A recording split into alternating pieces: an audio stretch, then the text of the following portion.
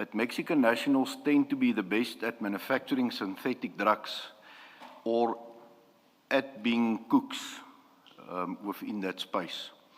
Individuals who are responsible for the preparation or manufacture of drugs, including the combining and processing of chemicals to produce the final substance, are referred to as cooks. They are the people making the drugs, not just handling or selling. Synthetic drugs are manufactured primarily for the local market, but may also be sold to markets beyond the border. Since synthetic drugs can be made in the country with chemicals available in the country, it is very rare that synthetic drugs to be imported to the country. However, in February 2020, there was a seizure of 547 kilograms of Mandrax in Durban at the CHC depot. Manufacturers of synthetic drugs, superlab manufacturers, do not confine themselves to the synthetic drug trade. They are likely also involved in the trafficking of cocaine and heroin and other substances. General, because we're going to move on to a new topic, can I just understand what is the relevance of the February 2020 bust of Mandrax? You're saying that it is a rare occurrence for there to be Mandrax imported into the country because it can be made here. Is that the point that you're making? That's correct, Commissioners. And what happened to the 547 kilograms of Mandrax, you know? Well, the Mandrax was booked into the SAP 13 at Isipingo police station, and the relevance of the referral to this, Commissioners, will be attended to later on in my evidence. Thank you, General. And then just clarity on paragraph 34. Essentially what you're saying is that the people that have super labs and that manufacture the synthetic drugs don't necessarily just stay within that lane. They can also be involved in the trafficking of cocaine, the distribution of cocaine and heroin. So they could also be recipients of imported cocaine or heroin. Indeed, Commissioners, these criminals do not confine themselves just to one commodity. It depends on their market and their distribution networks and what's the need for or what is required by the market will obviously depend what they keep themselves busy with. And then insofar as the markets are concerned, can you just tell us when we're talking about the value of or how expensive the drugs are, what are we talking about? So cocaine versus the synthetic drugs, for example. Well, obviously cocaine is the most expensive drug of it all, Commissioners. And then these days the preferred drug, in addition to cocaine, is methamphetamine. To a lesser extent, but at a lower level, you will find extensive use of Mandrax, especially in poorer communities, due to the fact that it's less expensive. And the cocaine, are we just talking about pure cocaine, or is there a process that's involved in the cocaine as well? Well, Commissioners, obviously criminals will forever remain criminals. And there's no honor between thieves. So especially within the cocaine trade, when the cocaine arrives here, it is fairly pure in nature. But then the cocaine gets cut, so it gets mixed with other substances, so that they expand on the volume that can be distributed into the market by still selling it off at the price that they intend to sell it off as being pure. So it's less purer, but still cocaine. Okay, thanks, General. And before you move on to the next heading, General, with synthetic drugs, how prevalent is is local production, and is there information that locates it per province, where you could say we have a big problem of the super labs, let's say, in a particular geographic area in the country, and kitchen labs in a different part of the country? Thank you, Commissioners. Yes, the kitchen labs are throughout. There's no specific province or area that's least or more affected than another, because that's really for local distribution. When it comes to clandestine laboratories at the level of super labs, we have found that specifically Gauteng, Limpopo, Northwest, and Mpumalanga to a large extent are mostly affected. I'm not sure of the exact reasons for that, but I believe inter alia it speaks to the climate and a more drier climate than coastal provinces, which will make it easier for manufacturing purposes. One assumes these are on the radar of law enforcement, and is that fight being won if they are on the radar of law enforcement? Commissioner, indeed, it's a focus area not just of the DPCI, but of SAPS in general, because we are together against crime. And obviously, it's a whole of government and a whole of community approach, where everybody that can assist to dismantle clandestine laboratories, we appreciate such information and operationalize it without delay. So it is a massive focus area of the DPCI and SAPS in general. And it's always difficult to say whether we are winning the war. But because these crimes are committed in secrecy, and you can only count what you have dismantled. So that makes it difficult. But indeed, there is an increase in the need for synthetic drugs, and that's the reason for the influx of Mexican nationals into South Africa. One hears in popular media, if you like, or in public spaces, allegations about the involvement of police, that these kind of things carry on because there's protection from the police or involvement. Do you have any comment about that? What is your experience, and are you aware? You would be aware of these kind of allegations, and not to say they are correct or not, but do you have any comment about it? Commissioners, I'm not aware of police involvement in any of the matters that crossed my table, with specific reference to clandestine drug laboratories. I'm not aware of police involvement, but it's highly possible. I cannot exclude it.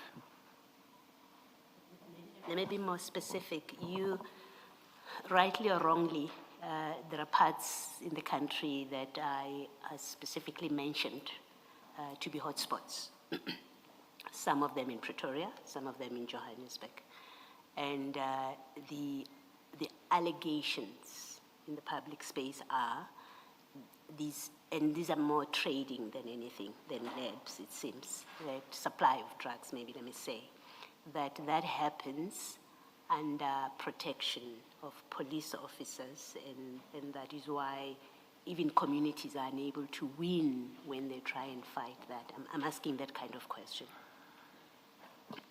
Yes, Commissioner, I think it's very valid and a valid concern of community members. What I would plea is that if community members are aware of such, is to report that activities to higher levels within SAPS and the DPCI, and we will definitely give the necessary attention to it, and by means of criminal investigations and disciplinary investigations, ensure that we get rid of that rotten apples that are actively participating then in criminality within the narcotic trade. Thank you. Thank you, Commissioner. General, the Groblersdal super lab, was that the only super lab that you've been able to detect and dismantle?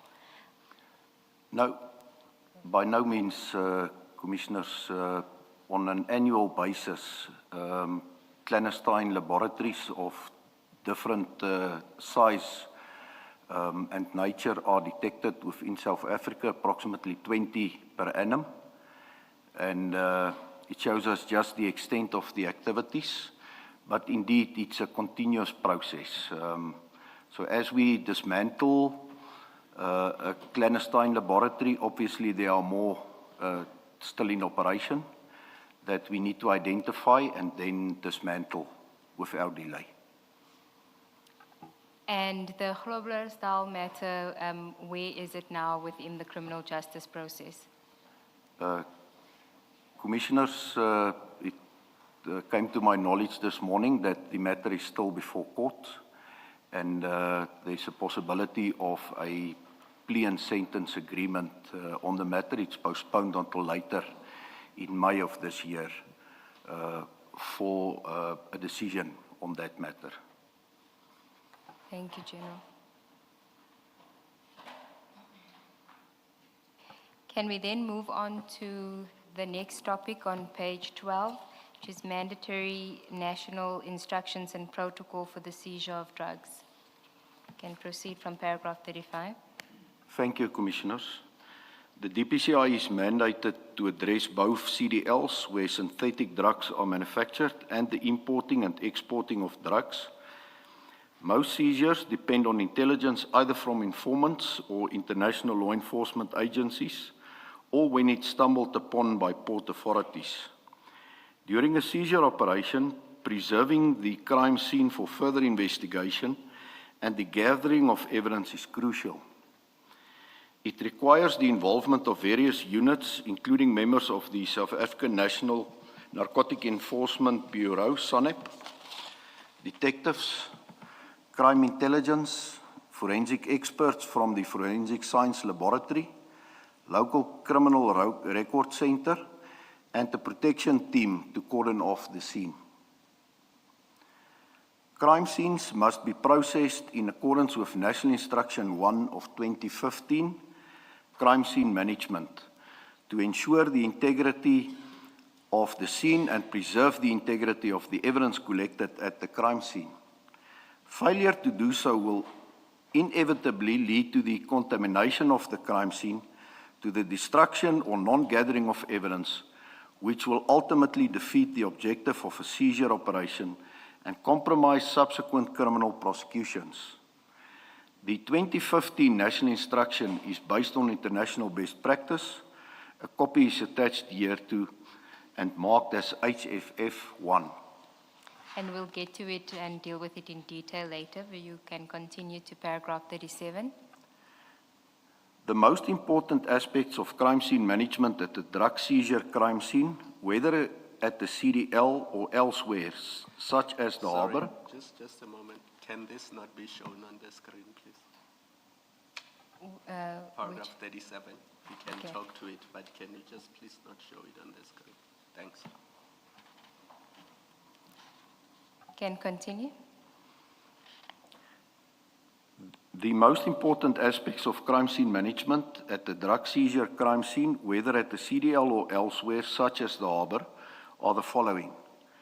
The crime scene must be cordoned off to ensure that no unauthorized individuals gain access to the scene. Ensure that the necessary role players are present or on standby. In a container drug bust, this would be at the minimum be the DPCI investigators, K9 Dog and LCRC, to collect evidence, including taking photographs of exhibits and of the scene processing procedures undertaken.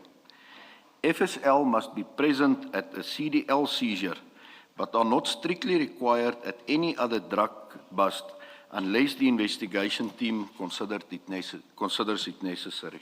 Can you just explain that, why would they not be FSL? What is FSL?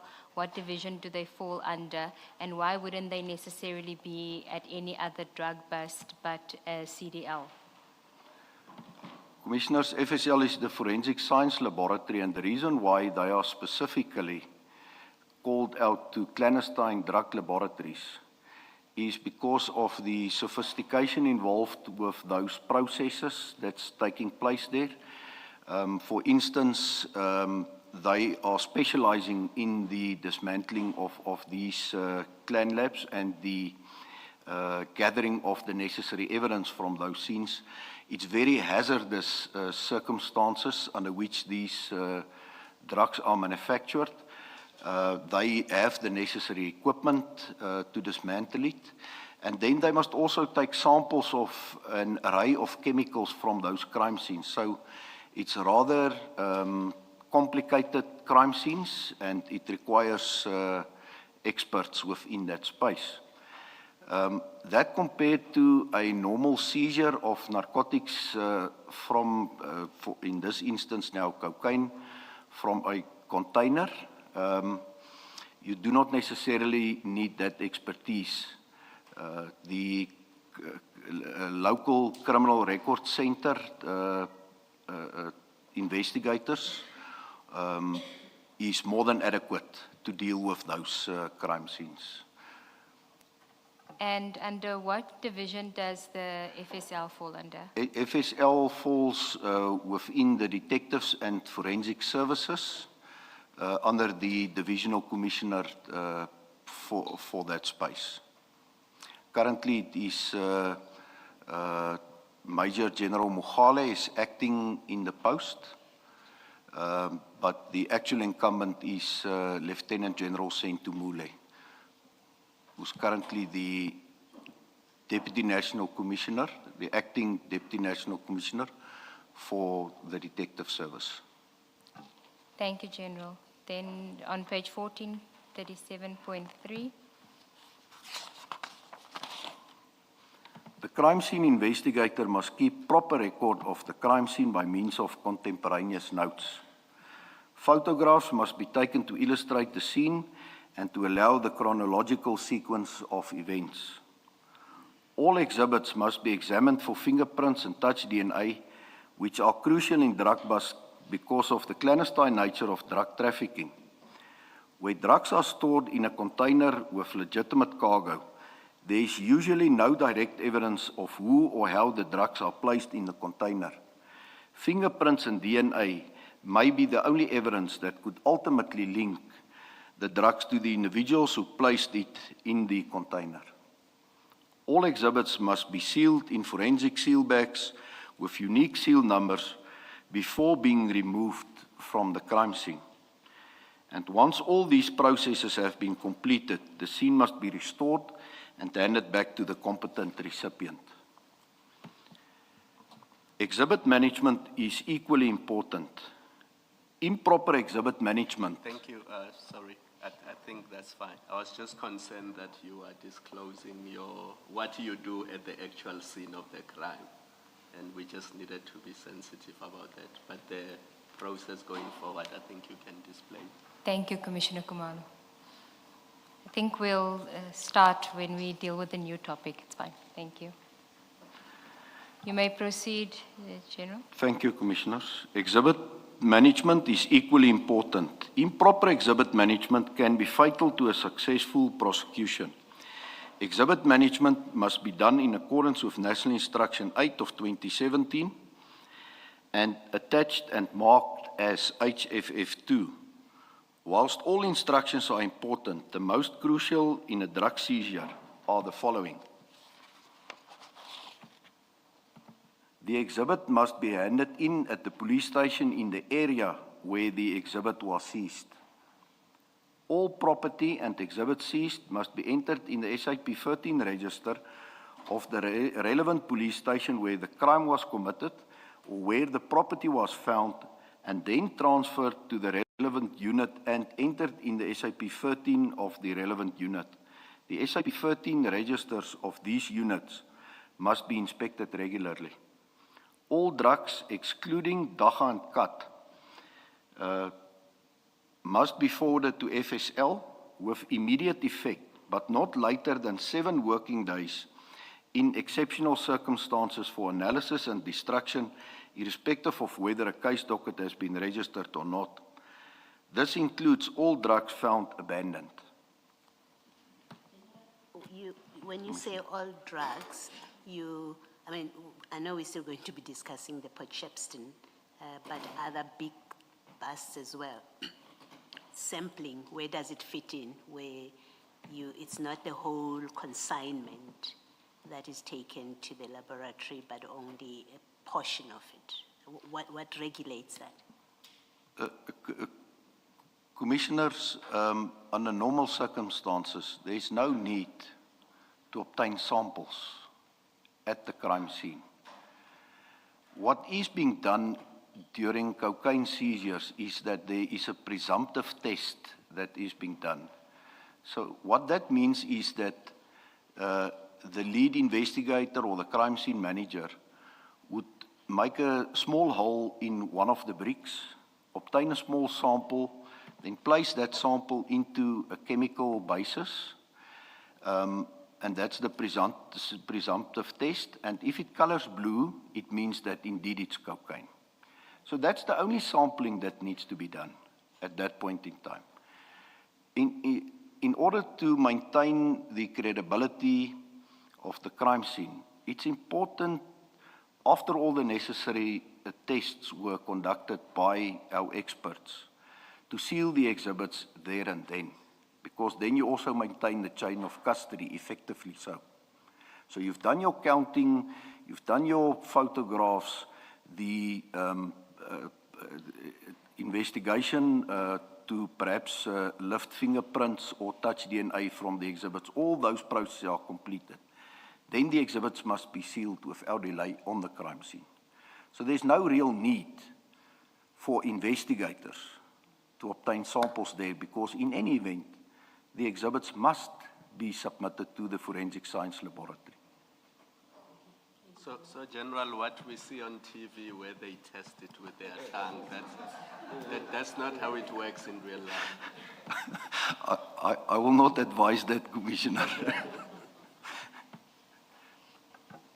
Thank you. General, why does it exclude Dagga and Kat?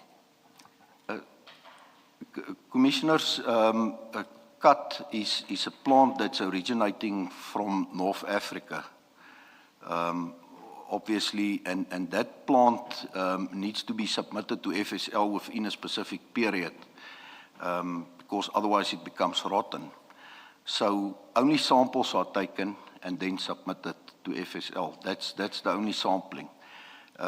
With Dagga, obviously, it means that when a cultivation facility is dismantled, you might sit with a whole warehouse full of Dagga. So it's just not practically possible to submit that whole consignment for analysis to the Forensic Science Laboratory. So it's all about practicality.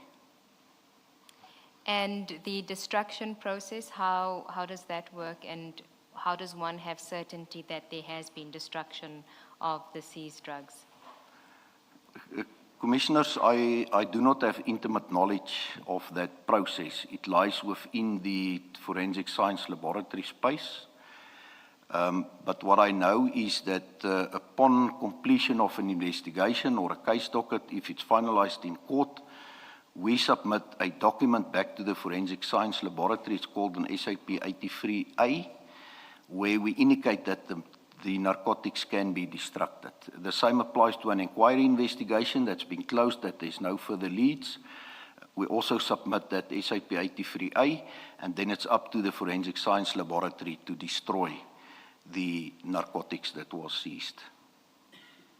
And generally, what is the period that we're talking about where you don't have a criminal criminal prosecutions that follow the seizure? Commissioners, it's very difficult to answer that question, because it's being dealt with on a case-by-case scenario. So each case merits will determine how long it takes to complete the investigation. I think it goes back to proper command and control at unit level that will ensure that investigations are completed timeously, so that it can be driven to its logical conclusion, whether it is towards a criminal matter or whether the inquiry is then closed. Just explain the difference between the criminal matter and the inquiry process. You seem to make a distinction between the two. Commissioners, both methods are legitimate manners of investigation. Obviously, a case docket is not necessarily always court ready, but in investigations that needs further investigation before we will move towards to arrest accused and to prosecute them. It's better to investigate it in an inquiry and then complete the investigation, then convert it into a case docket and submit it for decision, or to secure then arrests and place it before court. Thank you, General. And then paragraph 39. Before Yeah. you go to 39, typically what happens where there's a seizure, but there's no identified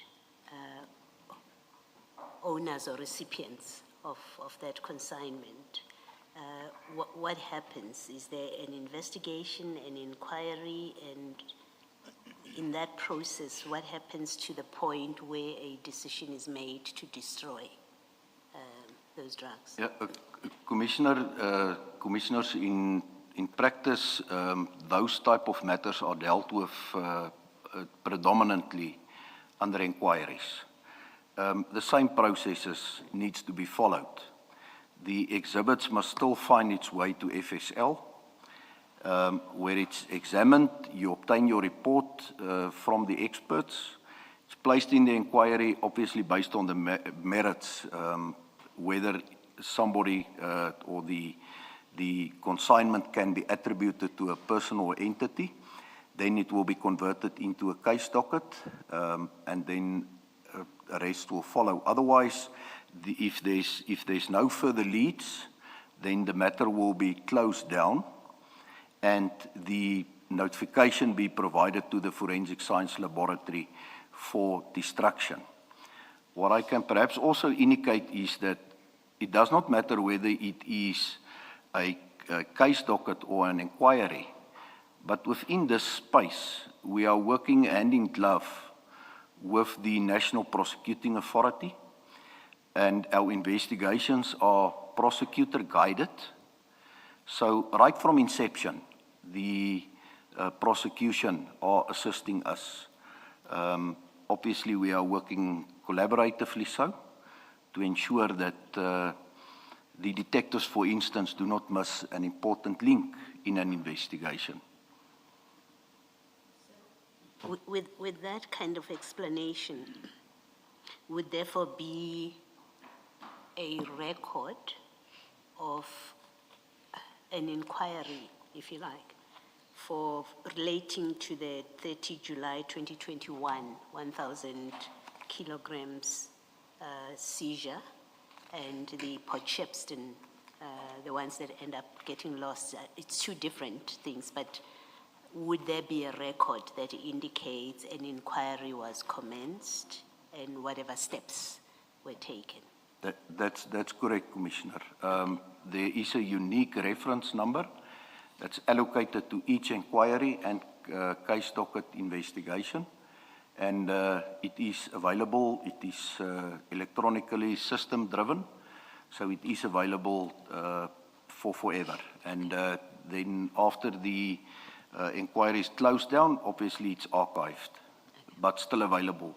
All right, thank you. And the drugs in that case would only be destroyed eventually when the inquiry is closed. Is that how it works? That's correct, Commissioner. Obviously, upon submission of the SAP 83A, then the forensic science processes will kick in terms of the destruction of the exhibits. Thank you, General. Thank you. Okay. General, we were at, I think it's paragraph 39. In addition to the aforementioned national instructions, a protocol on the search, seizure, handling, processing, and disposition of illicit drugs was adopted in October 2016 that must be complied with during the seizure of illicit drugs and the processes thereafter. The protocol is attached and marked as HHF free. Importantly, the exhibit must be photographed by the crime scene examiner from LCRC or the forensic examiner from FSL.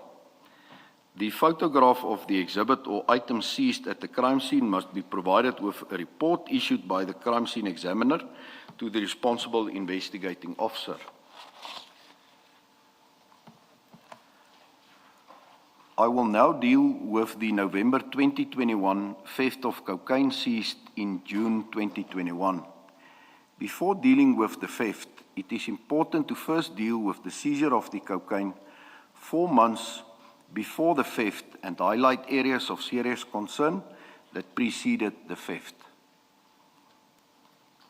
You may continue. So the next topic, June 2021, seizure of cocaine in Durban. Before you deal with the factual matrix, can you just explain to us your involvement in this matter, in the Port Shepstone matter? Commissioners, as I've testified earlier, I only became involved in this matter after my appointment as the component head for serious organized crime investigation at head office after the departure of Major General Kana. So after I took up the position, obviously I engaged with the investigators on the matter, and that is how I became privy to the facts of this matter.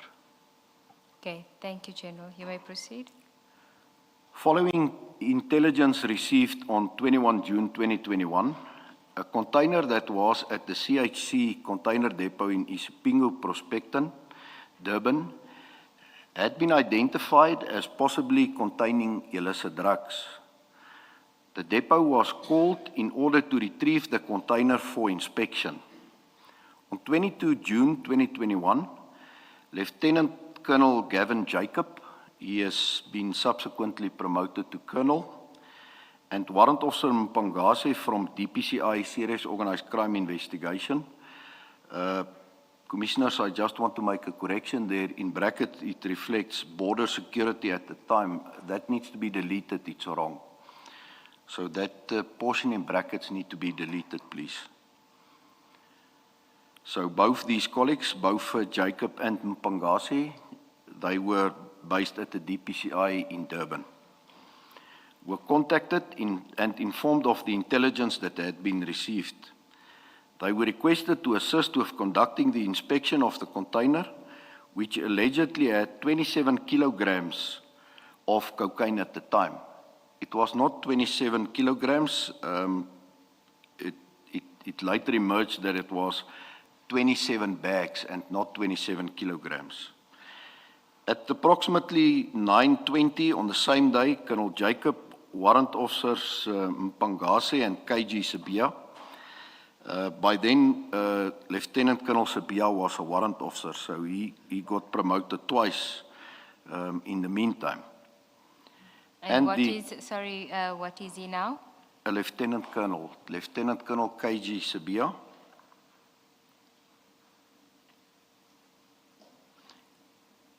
And the Crime Intelligence Officer, Captain Justice Jabulani Duma, went to the depot to conduct a search and seizure of the identified container. According to the official documentation obtained from the depot and the company, who had ordered the legitimate consignment in the container contained animal bone meal from a supplier in Brazil.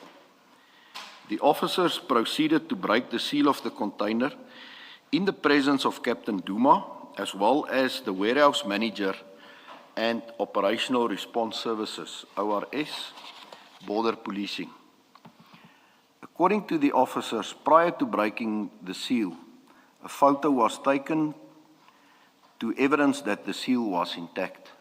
Thank you, General. At this stage, I'm just going to flight photo 1, and if you can just describe to us what we're looking at there.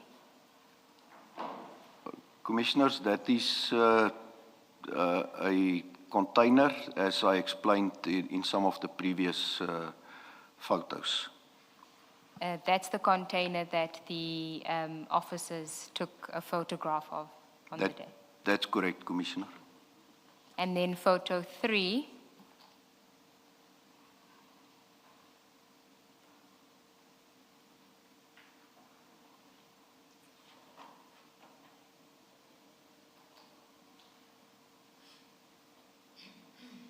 sorry, before we get to photo 3, if we can do photo 2 first, because they mentioned the seal. At paragraph 42 of your statement, you say that according to the officers, prior to breaking the seal, a photo was taken to evidence that the seal was intact. That is correct, Commissioners. That is the photo where the seal is clearly depicted. And just remind us, what is the significance of the officers taking a photo of the seal before they're opening the container?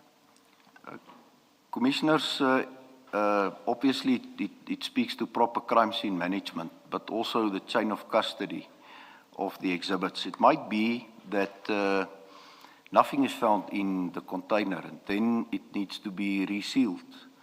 So obviously you need to follow due processes to ensure that good governance also dictate at that possible crime scene, because it's not a crime scene as yet when you are at the brink of opening the container. Okay. 43, paragraph 43. When the container was opened, numerous canvas bags were observed at the entrance of the container. The bags were inspected by the DPCI officers, and 27 bags containing what was suspected to be bricks of cocaine were uncovered. The bricks were wrapped in black and yellow plastic with TikTok and Jaguar logos on the packaging.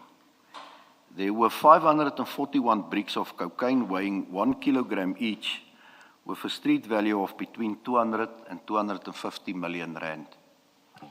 Thank you, General. Can we then put up photo 3? And you can just describe what it is that we're looking at.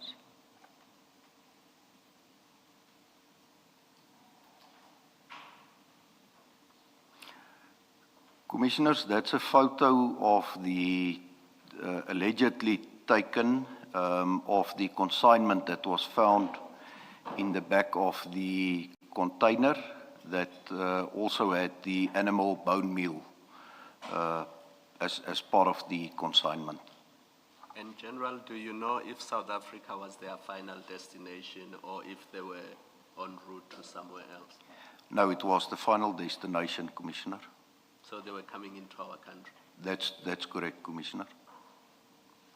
And this information they obtained from the consignee? That's correct. It is the bill of lading, the consignee, and all the paperwork associated to that, Commissioners. And if you zoom into that photograph at the white bags is the animal bone meal? That's correct, Commissioners.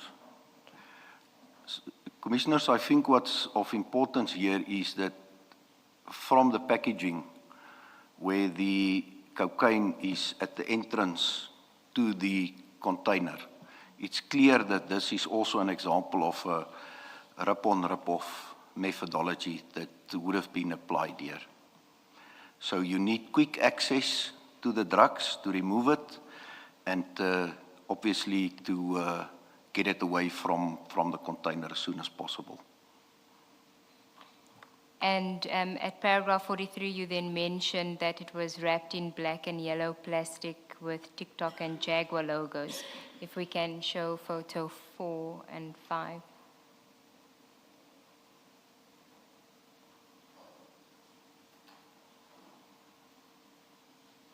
Just zoom in a bit.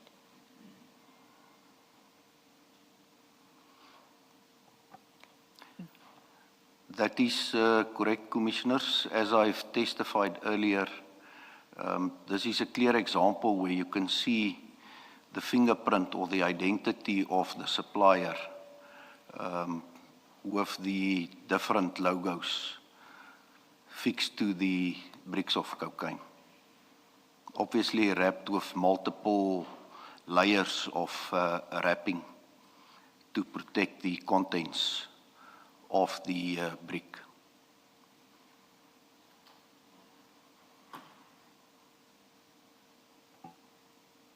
And there you see the TikTok and the Jaguar. That's correct. It's clearly visible, Commissioners. Thank you, General. You may continue from there. Oh, sorry. Sorry. General, presumably the law enforcement is able to identify or has identified who is Jaguar, who is TikTok, who does that W footprint or fingerprint belong to in terms of the owners of these drugs.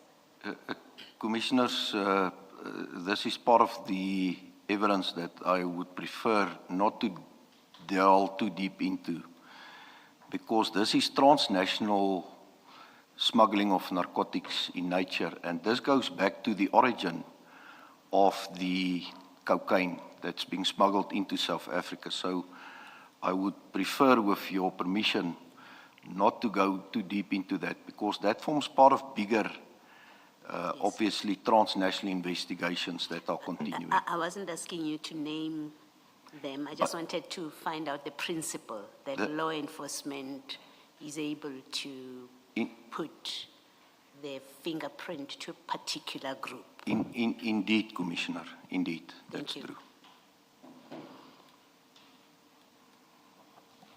Thank you, General. Paragraph 44. According to the officers at the crime scene, photographs of the seizure were taken by Lieutenant Colonel Jacob and Warrant Officer KG Sabia. The officers decided to convey the suspected cocaine to the Isipingo police station for a detailed count.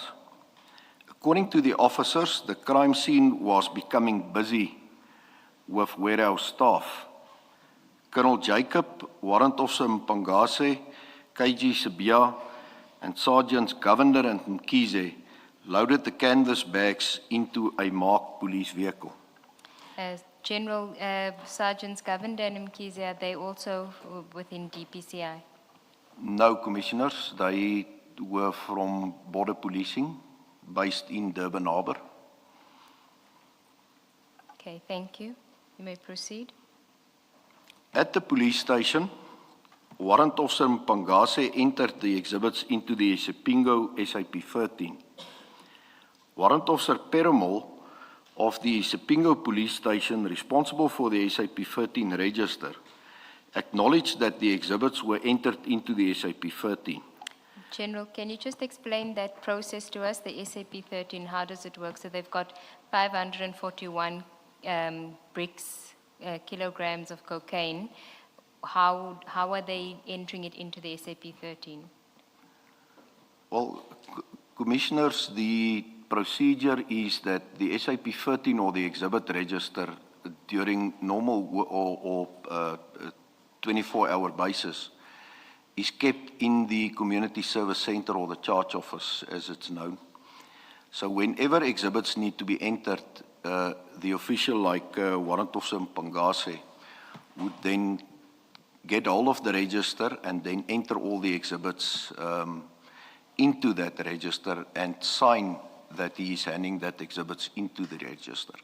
So he will have to give an full explanation of the exhibits that's being handed in, the exhibit seal numbers, the contents of the exhibits, etc. So there's a whole array of aspects that need to be covered when exhibits are entered into that register. Subsequent to that, the officer in command of the SAP-13, or commonly known as the SAP-13 clerk, will then acknowledge the exhibits, so he will sign for the exhibits and then place it in safe custody within the walk-in safes at that specific police station.